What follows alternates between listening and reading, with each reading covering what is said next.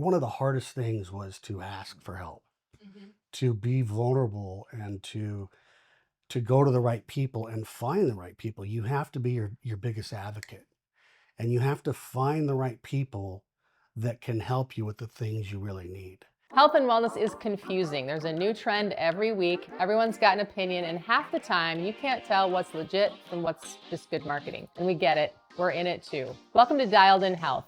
I'm Melissa Goodwin. Every episode, we bring in the people who actually do this work: providers, practitioners, the experts who see clients and patients every day. We ask the questions you'd ask if you were sitting across from them so you can find the right people, make better decisions, and feel confident about what's out there. Whether it's peptides, gut health, water quality, ADHD, biohacking, or something you've never heard of, we're covering it. So let's get into it.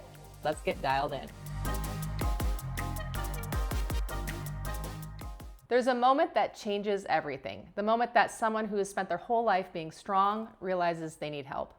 For a lot of people, that moment is terrifying, especially if you've served, especially if you've fought, especially if asking for help feels like the hardest fight you've ever had. Today's episode is about a U.S. veteran and MMA fighter who hit that moment. He needed care, not the kind you get from a system that processes you like a number, the kind where someone shows up, sees you, and meets you where you are. That's what Caregiver does, and they provide in-home care across South Dakota and the region for people of all ages and abilities. This is one of those episodes that's going to stick with you. This is Dialed In Health. Let's get dialed in. I'm Melissa Goodwin, and we are back here in beautiful Yankton, South Dakota, right off the river. And we are here with the Caregiver's team at the home of Clark Bevens. Thanks for letting us be in your home, Clark. Thanks for having me. Great to meet you. And I'm here today with Emily Pinkleman. She is a CNA with Caregivers.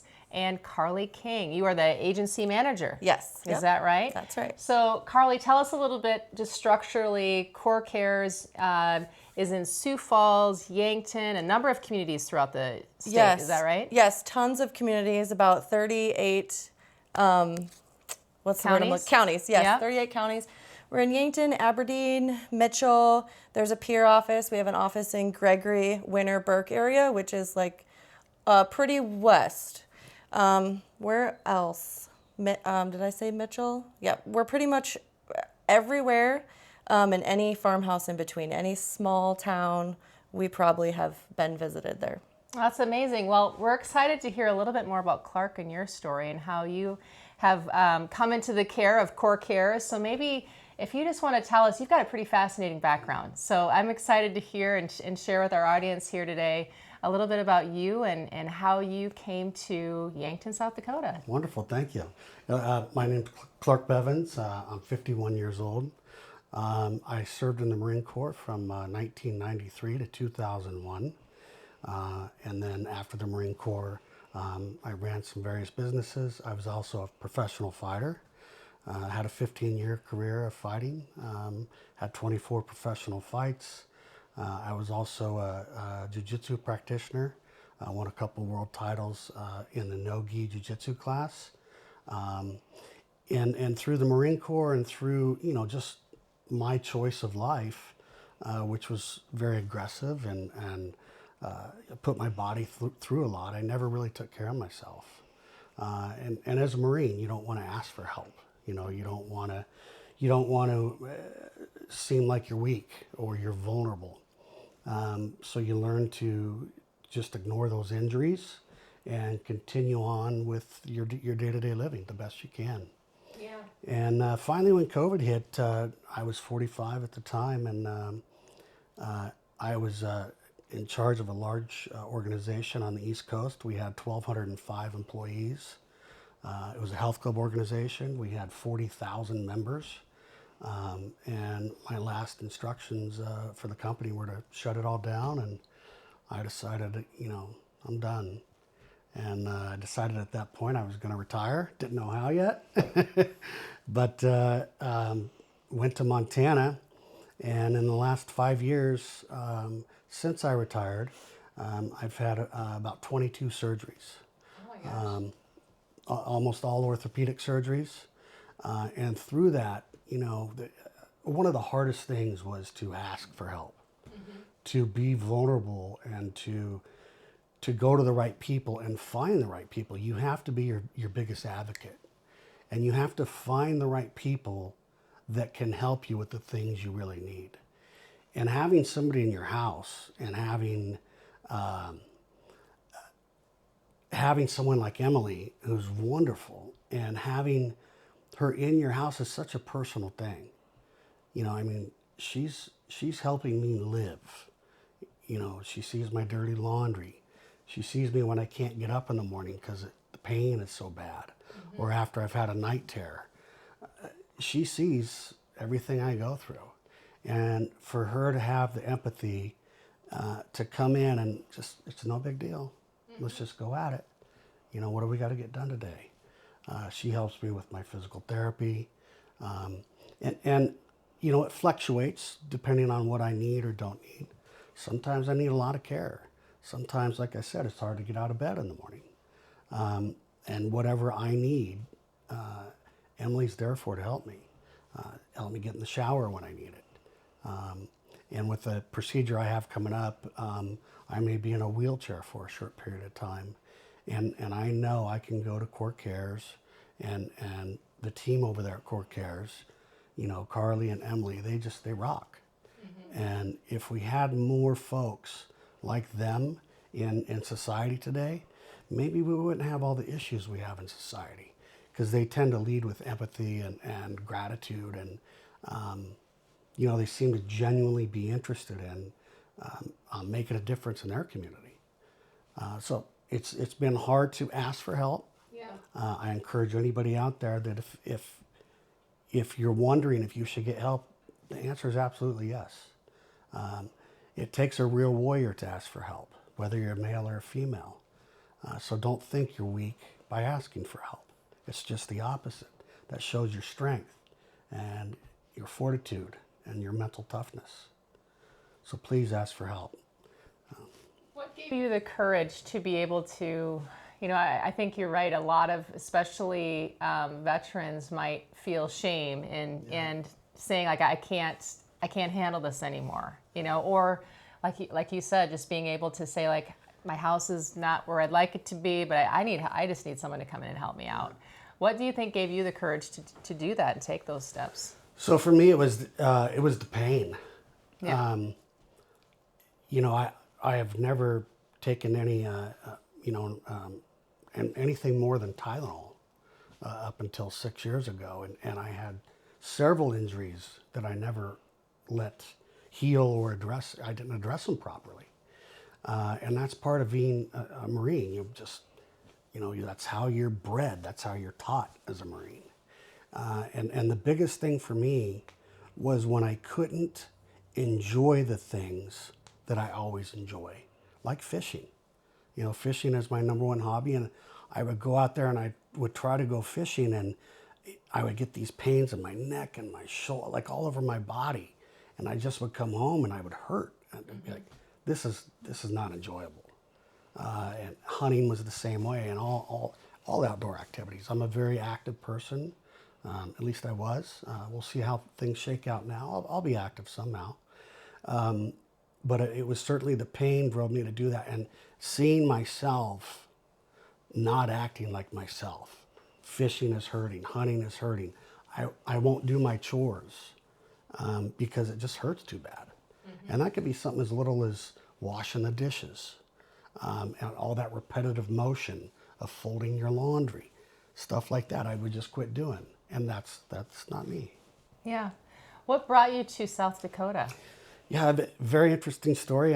So I have a brother that lived here, and when I say brother, I mean military brother. And in northwest Montana, where I was at, it's quite expensive. Sure. And with the stage I'm at right now in my recovery back to being me, I need some specialty care. So I needed to move near facilities where I could get the specialty care. And this was the area. The town is small, just like I came from, just like my hometown, which I love. The people are amazing here. Some great food. I love the Latin food here. Really good Latin food. Okay. Which surprised Unexpected. me. Yeah, Yes. Very unexpected. And So I moved down here. It's only been 3 months, and I've loved it so far. Got a lovely home, and I tell you what, my dollar goes a lot farther. I bet. Well, Emily, tell us a little bit about your background. So you are a CNA with Core Cares. So tell us how you came to Core Cares, a little bit about you. Are you from Yankton? I am from Yankton, born and raised here.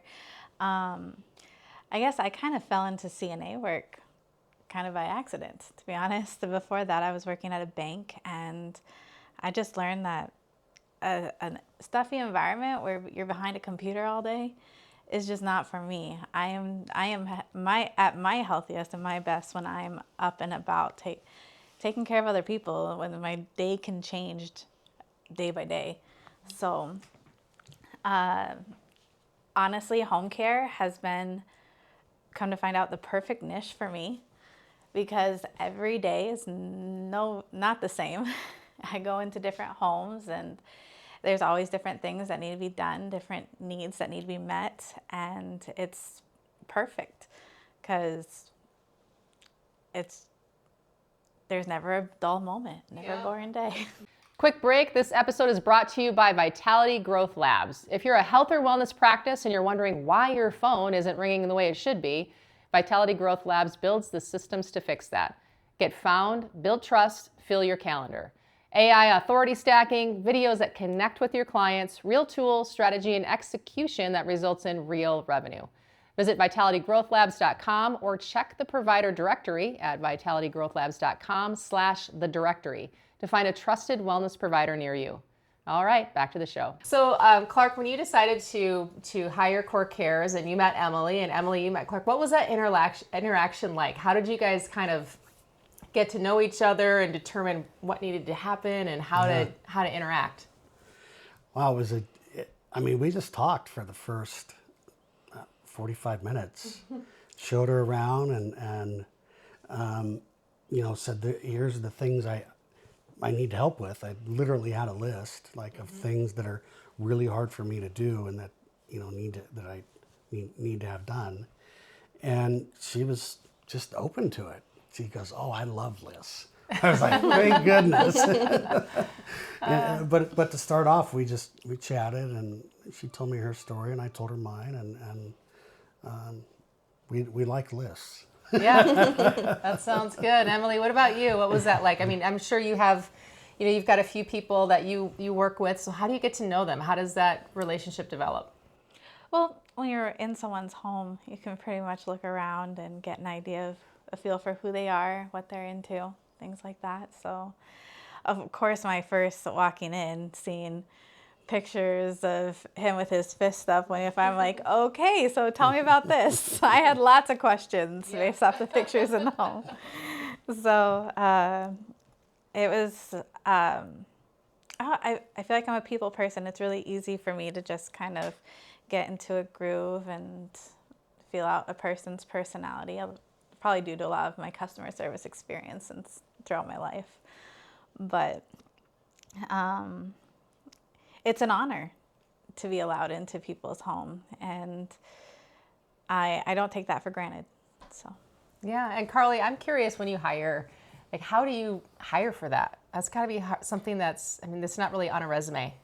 Yeah, no, it's not. I don't think it's tricky to hire for home care because it really takes a special person. Someone can come in and be like, I just love taking care of people.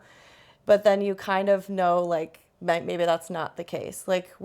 For instance, when Emily came to interview, I knew right when she walked through the door, looked at me and smiled, I was like, you're it. You're going to be hired for sure. And that's how it went. You just kind of know. You go over their experience, stuff like that. You go over, how they are personally too with people. If you don't get somebody who wants to conversate with clients, they're probably not going to be the best fit. Sure. So you just kind of go through a line of, we have a checklist at Core Cares of kind of like the person we're looking for, but we also have a personal checklist that I know the clients. I've met them. I met Clark before anybody did. So it's kind of easy to pick out employees because I know all the clients already, and I know what they need. I know who they're going to want to talk to, who they're going to want to be cooking their meals, who they're going to want to be in their home. Mm-hmm. So I think just kind of knowing the personal side of the clients before you hire somebody is pretty special, and you can really pick and choose the right employees. So you're kind of matchmaking in some ways as you. Yes, bring definitely people on. matchmaker at first. Like when we get employees, definitely matchmake their personality side for sure, and their experience second, because I think your experience definitely comes into play, but you can't really be taught how to be a good caregiver. Like I think that comes naturally, just like obviously it came naturally with Emily. So, and then just being able to support them in ways that they're going to be successful in someone's home. So I would never put Emily with somebody who I didn't think she'd be successful with. Right. So, Well, walk us through Clark and Emily. What's a typical day like? You know, what are some things that you do? And Clark, what happens when you wake up? Well, I usually just sit here a lot and do my exercises.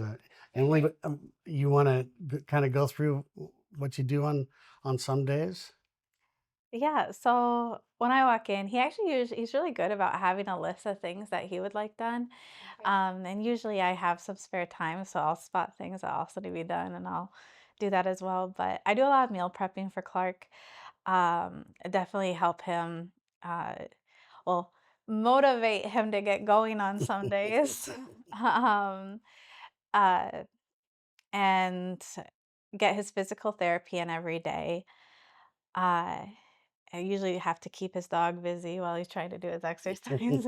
It's probably the biggest What kind of dog do you have? I have a pit bull Rhodesian Ridgeback mix. Okay. Yeah, Okay. his name's Rusty. Okay.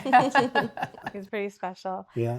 Um, and just a lot of general cleaning. And luckily he's really easy to clean up after. So uh yeah, that's just the general gist, whatever needs to be done. Oh, I suppose run errands too. But uh it's a pretty easy day. I'm here for about 2 to 3 hours a day, and it's good stuff. So Clark, tell us a little bit about your goals. You know, as you think about you're young and pretty vibrant. Like, what are your hopes when you think about core cares in your future? Are you hoping for rehabilitation? Are you hoping Sure. for services for now and through any potential surgeries and then wind down? Or what are you thinking from that perspective? Yeah, I would like to get back to being, myself. Uh, I have some great ideas of some ventures I would like to get into here in Yankton, and um, I believe, at 51, I can still get back in the game and live a great life. I just need to get through these orthopedic issues and continue my physical therapy and continue to have great people around me. And I'll certainly win the game, and I'm looking forward to that. Yeah, that's great. Well, what advice would you give somebody who is kind of in your same position, who might be unsure if they need help or can get help? Yeah. So the advice I give that person is you can always get help. There is help out there. It may not be how you want it, or you may not be able to follow the path that you initially think it's going to go on, but you need to be open to going down different paths, and you need to be persistent to be your best. What's the word I'm looking for here? Your best Advocate? advocate. Yeah, thank you. To advocate for yourself and to get out there and let people, and you got to be honest with them, let them know what you're having a hard time with. And if you're not telling the truth and telling the truth to the right people, then the right things aren't going to happen for you. So just keep it real, and everybody needs help at some point in their life. And I've been grateful to be in the position I'm in and having the support I have around me. Emily, do you have any advice that you would give to anyone who is in a position like Clark? Similar position? I'd say just be open and relaxed about it. We do this professionally, and it's um, nothing is ever that big of a deal, Yeah. you know. So just be yourself, be who you are, and don't worry about what. There probably isn't a lot that you haven't seen before. Yeah, Would be yeah. right. Don't worry about other people's perspectives and whatnot. What matters is your well-being and your home, and we're here to help. I always tell people who are nervous and, well, I don't want to start until like 5 more months. Well, and then you kind of go piggyback off of, why? Well, I don't want someone to help me shower. And it's like, well, and then I just usually make sure people know, like, our caregivers, this is their career. Like, they've seen it all, they've done it all. Nothing is going to give anybody the, ugh, because it's human life. We're all just trying to Yes. help our clients live Help their each best other life out. in here, in their house. So was there anything that you were really worried about that before you had a caregiver come in your home? Oh, absolutely. Um, having somebody help me shower, or there was a time where I had to wear adult diapers, Sure.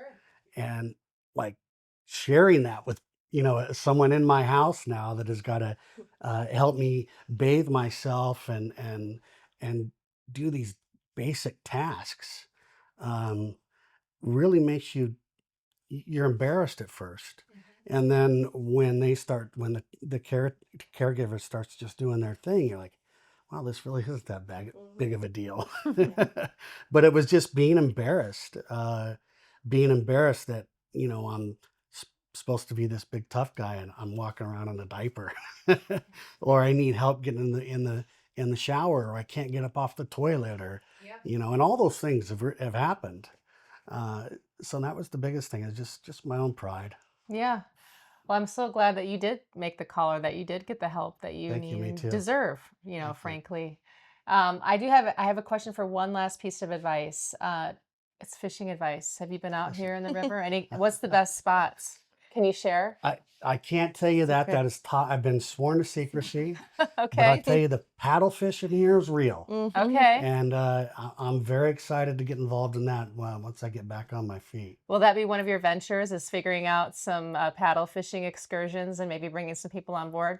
Oh, I go to the places, even though I can't fish. Okay. I go there, 3 You're or 4. scouting it out. You're Oh, going to be yeah. more dangerous than anybody when you get out I'm going to there. be bringing the heat. Yeah.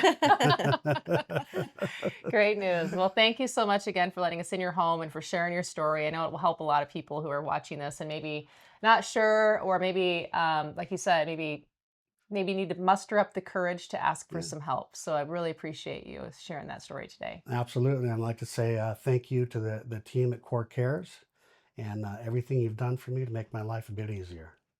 And thank you, Emily and Carly, for the work you do, the important work you do every day to help people and help them live their best lives. And if you have questions about Core Cares, go ahead and click on the link in the show notes. We'll have a link there for you, so you can reach out to Gabrielle and Carly and their team, and they'll guide you from there.